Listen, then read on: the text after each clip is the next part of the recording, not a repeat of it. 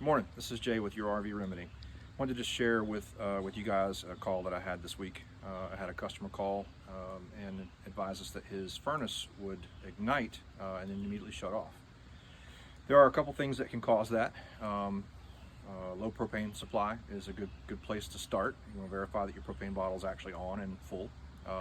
If it gets low and the temperatures drop enough that the propane slows, at a certain point it starts to freeze and it will slow the flow to the unit. In his case, however, we were able to pull the unit apart and verify all his components were good.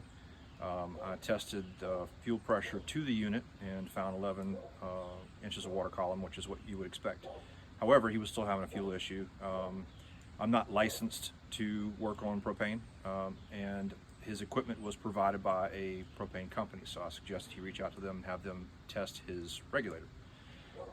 In our camper, our regulator is this little unit right here. In his case, they came out and tested it, and it was flowing but didn't have enough pressure, so they replaced it. The one they replaced it with didn't work out of the box. So the third regulator was finally the magic combination. It provided enough flow and pressure, and his furnace immediately fired. What I recommend, an easy way for someone that's not a technician or doesn't have all the tools to test the equipment to try to verify, it may not be foolproof, but it's a good indicator, is to turn on at least 50% of your propane devices. For example, your stove, your oven, your water heater, or your furnace. And the main one you want to look at is the stove, or the burners. You want to light all 3 or 4 burners, depending on how many you have, and then turn on your water heater, make sure it's flowing hot water.